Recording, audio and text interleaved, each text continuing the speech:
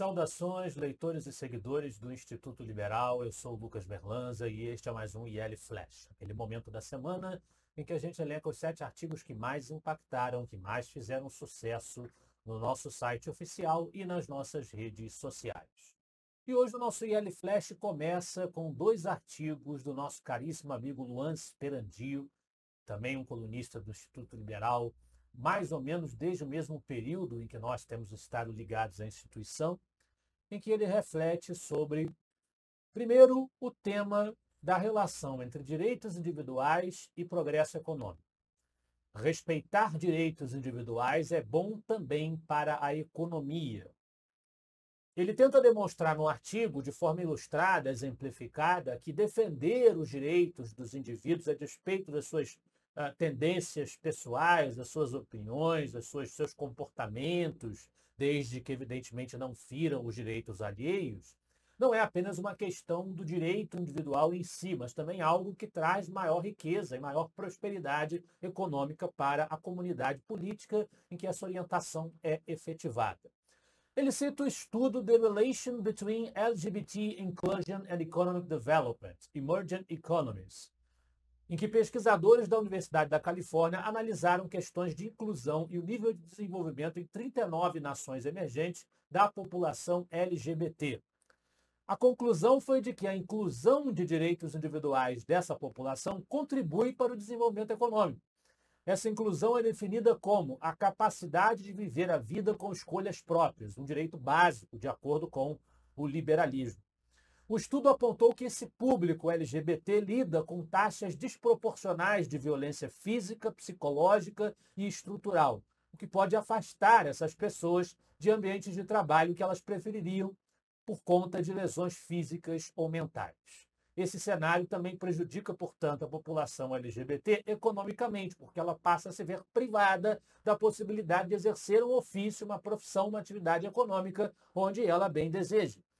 As discriminações podem, portanto, atrapalhar a produtividade dos integrantes desse grupo, havendo, portanto, perdas de oportunidades de trabalho para LGBTs decorrentes da discriminação, e faz com que haja perdas de potencial de capital humano, não apenas para esse público, mas para o público em geral. Ainda do Luan, uma reflexão sobre um tema que nos afeta a todos. Qual o custo dos políticos no Brasil e no mundo? O senso comum nos diz que os políticos custam muito caro para o bolso do brasileiro. E o texto do Luan procura demonstrar que o senso comum está correto. Realmente, os políticos brasileiros custam muito caro para o bolso do brasileiro. Esse senso comum, diz-nos o Luan, não é só verdadeiro, como a distorção encontrada no legislativo brasileiro é a maior entre todo o mundo. O custo de um parlamentar no país chega a ser 528 vezes mais a renda média do brasileiro. É o que mostrou um estudo realizado pelo IMPA, Instituto de Matemática Pura e Aplicada. Então esse é o tema com o qual se preocupa o texto do Luan.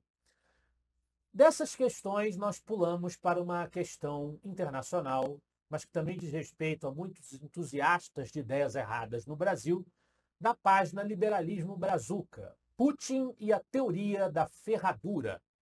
A teoria da ferradura diz que os extremos políticos se parecem muito. Tanto a chamada extrema esquerda, que defende uma visão extrema do socialismo, quanto aquilo que se costuma chamar de extrema direita, o populismo de direita, que é contra os comunistas, mas também defende um autoritarismo, uma tirania ou até o totalitarismo, para implantar uma visão de mundo supostamente ou retoricamente defendida como mais tradicional, defensora da pureza da nação, da raça, da hierarquia, da autoridade, ou o que quer que seja. E o texto usa o exemplo do Vladimir Putin, que é hoje idolatrado e defendido, apesar da barbárie perpetrada por ele na Ucrânia, é hoje defendido entusiasticamente em diversos quadrantes do espectro político no mundo, tanto por esquerdistas radicais, que falam na sua resistência ao domínio neoliberal americano, quanto por reacionários radicais, que falam numa oposição à imoralidade ocidental, à esquerda cultural, uma oposição ao Ocidente que está em decadência, né, e defendendo lá os valores tradicionais da Igreja Ortodoxa Russa e etc, etc. quarta teoria política de Alexandre Dugin, o combate russo contra o atlantismo ocidental, toda essa narrativa, isso tem defensores no Brasil, tem defensores no Ocidente, no mundo inteiro. Então ele mostra que o Putin ilustra muito bem como extremos diferentes em tese na retórica política se casam, se encontram na defesa de autocratas e de tiranos como Putin, porque todos têm uma coisa em comum, um inimigo em comum, o liberalismo. E é por isso que o liberalismo é tão importante. O liberalismo se contrapõe ao mesmo tempo a todas essas ideias bizarras, estúpidas e perigosas que são tão desfraudadas e tão defendidas no nosso mundo de hoje. Nós temos a obrigação de confrontá-las. Ainda em temática internacional, um artigo do Leonard Batista, Visões de Geopolítica na Segunda Guerra Mundial. O texto mostra o exemplo de Neville Chamberlain, foi premier britânico, que fez um acordo com a Alemanha nazista, e Winston Churchill reverteu isso e foi o grande líder britânico na Segunda Guerra Mundial contra o eixo. Diz o texto que, com uma visão diferente de geopolítica, Winston Churchill assumiu o comando da Inglaterra e, através de uma política de alianças e de estratégia, impediu a dominação europeia pela Alemanha. Ele resumiu o acordo de Chamberlain da seguinte forma: entre a desonra e a guerra, escolheste a desonra e terás a guerra. Acompanhar e entender as tensões geopolíticas é de fundamental importância para que possamos conduzir as discussões e análises em torno da defesa das liberdades individuais e assim mantermos a nossa eterna vigilância, que, como nós bem sabemos, como dizia o lema de Patrick Henry e da UDN no Brasil, é o preço da liberdade. Preço da liberdade, que é a defesa feita pela defesa do capitalismo. E é o artigo do Roberto Rachevski, que é sobre a oposição. Capitalismo versus socialismo. Segundo o Rachevski, o capitalismo é o melhor sistema, não porque ele respeita os direitos individuais, mas porque ele produziu, na prática, uma revolução ética, política, econômica e tecnológica, como prova a realidade nos Estados Unidos, na Inglaterra, na Suíça, em Hong Kong e outros países que adotaram o modelo capitalista de forma mais plena do que no resto do mundo.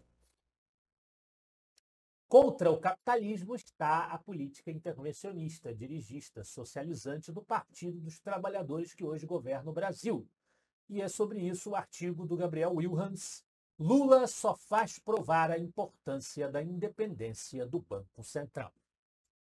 Conforme o texto do Gabriel Wilhans, os ataques orquestrados pelo governo Lula e a sua trupe ao Banco Central só fazem comprovar a importância da independência dessa instituição, que foi aprovada em 2021 e por tantos anos foi adiada, foi postergada. É justamente para fazer frente a populismos inflacionários, como é o caso do que o PT pretende e tenta fazer com o Banco Central, nessa pressão absurdamente injusta contra o trabalho do Roberto Campos Neto, que o Banco Central deve permanecer independente e impenetrável a pressões e influências políticas. Esse é um dos temas do momento.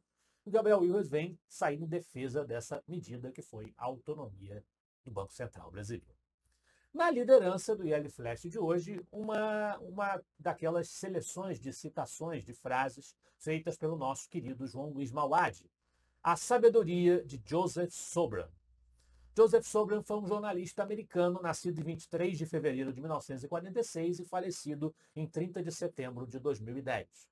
E a seleção traz frases, como sempre, de Joseph Sobran, que tem ligação com a defesa da liberdade.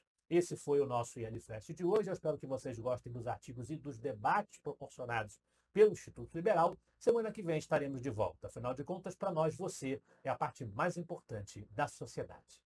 Até a próxima.